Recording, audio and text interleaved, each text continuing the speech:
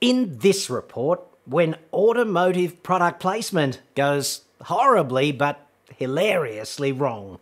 Like, dude, when it's so wrong, it's better than being right. I really don't know how they got away with it.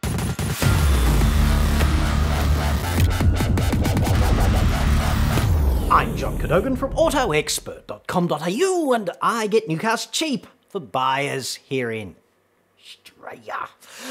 Website for that, obviously, or you can just click the card that's on screen up there now.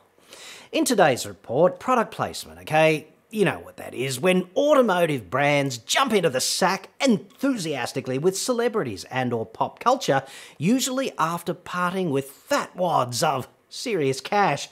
Aston Martin with James Bond, or Land Rover with Lara Croft kind of thing. Various four-ringed electric wanking chariots associated with Iron Man and Captain America.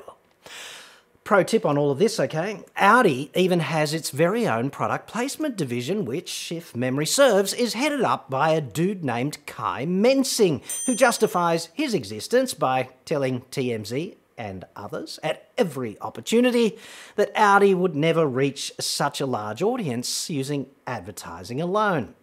So product placement is big business, right? It's a huge plus for any brand when Mr Downey Junior arrives at the world premiere of Avengers Endgame in a concept e-Tron or something. But I'd suggest there's also a very dark side to product placement, and I think I've found the perfect candidate. But first, an important message from a Valentine's Day sponsor. Tomorrow is, of course, Valentine's Day 2021. Yes. Hashtag romance. That special someone in your life. Perhaps your lovely wife, a girlfriend, a Ming Mole, the boss's secretary. Perhaps all four. What a living hell, now that I think about it. Anyway, she doesn't actually want flowers or lingerie, or a day at the spa, or dinner at a fine restaurant, or even a romantic getaway in the tropics, preferably with George Clooney. They do say they want these things, of course, but they're just messing with your head, dude, which is, of course, the way with all relationships. If you truly want to do the right thing tomorrow, you need to understand that she secretly yearns for an Olight tactical torch. She may not even yet understand how badly she wants this fine instrument of self-fulfillment, but just think about it, dude. Her new Valentine's Day Olight M2R Pro Warrior features a strong retention clip just here, compatible with bezel up or bezel down covert carry, especially when paired with the latest range of tactical swimwear or undergarments. Take a close look here, for example. The average petty criminal would have no indication whatsoever that this woman is carrying an Olight for enhanced personal security. Her new Valentine's Day Olight is drop tested and waterproof, and it features a powerful retina scorching strobe designed to disorient a would-be attacker while she closes the gap and mounts a decisive counterattack. Yes. She will absolutely love her new Olight, and therefore your commitment to her, which a fine gift such as this clearly represents. Even when she's not under attack, this flashlight is useful for her other day-to-day undertakings, such as mowing the lawn after sundown, if things run late. This is a real win-win in a relationship, frankly, because it frees you up, of course, to continue your important work, chilling on the sofa after a night out of heavy networking with the chaps. And if she hates her gift, unlikely to, but you can always use it, so it's not as if the funds would be wasted. 20% off most Olights this Valentine's Day. If you know what's good for you, there's a link in the description for that. Plus, if you miss the sale, simply use the code AEJC10 on checkout for 10% off the Olight you're going to be needing to illuminate the doghouse until, of course, forgiveness is forthcoming shortly after hell freezeth over.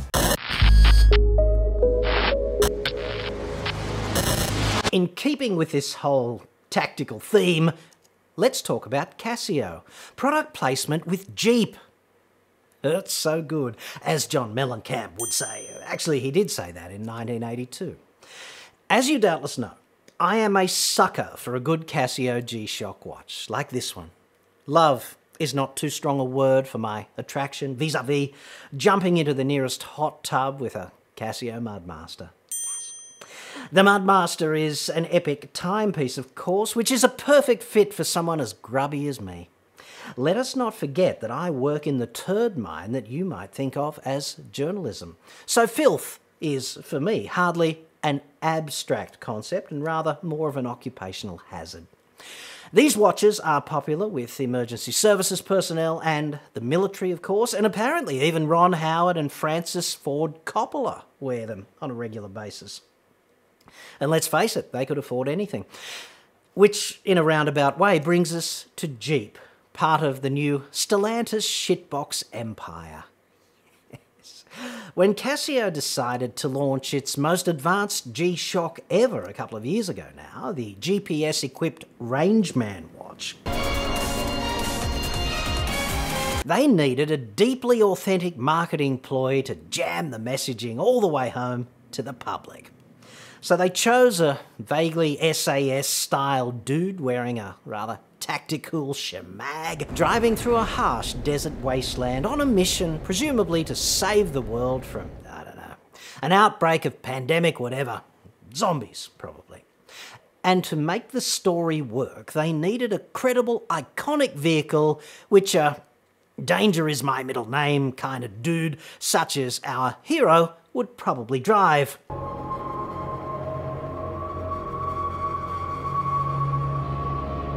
If he lacked even basic automotive risk management knowledge.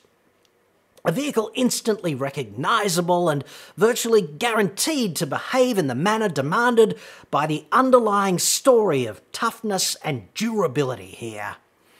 The vehicle needed to be kind of Darth's Vader to Luke's Skywalker kind of thing. In other words, the vehicle needed to be something upon which we might all depend reasonably to take a great steaming dump in its trousers.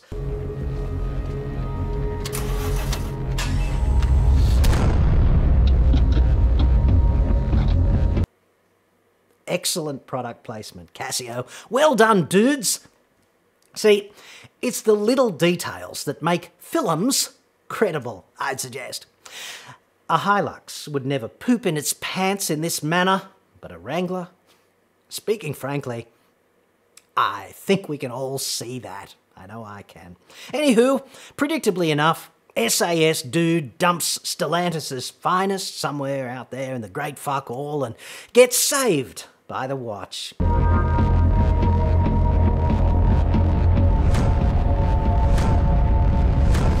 He goes on to rescue the world from the pandemic of fractured epistemology, and okay, that's pretty much a fantasy because we are all properly infected with that right about now. But anyway, he gets the Ming mole and we fade to black. Yes. It's a wonderful production lasting no longer than 4.5 minutes of brilliant Jeep anti-marketing of the highest order. Hashtag respect. No Jeep logos were visible in this production, but the Wrangler's iconic shape shone through like a beacon.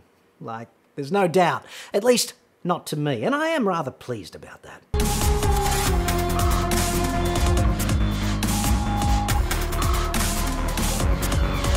Props to Casio for getting the automotive nuance here exactly right. Like, the premise.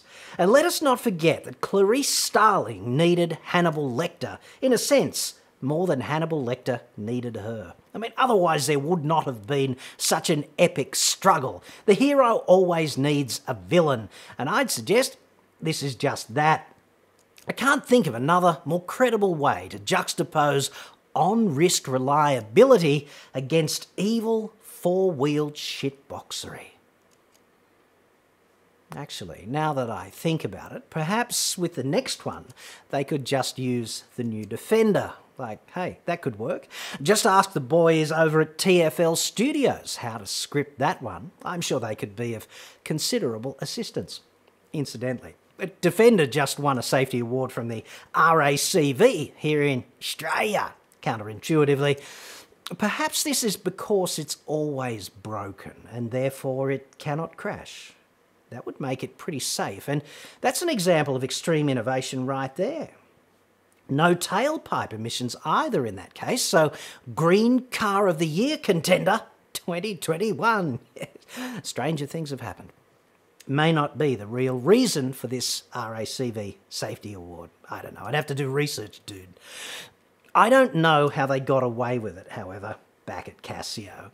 Certainly there will be no Olight gift from Jeep to Casio as a symbol of their enduring love this Sunday, I'm tipping.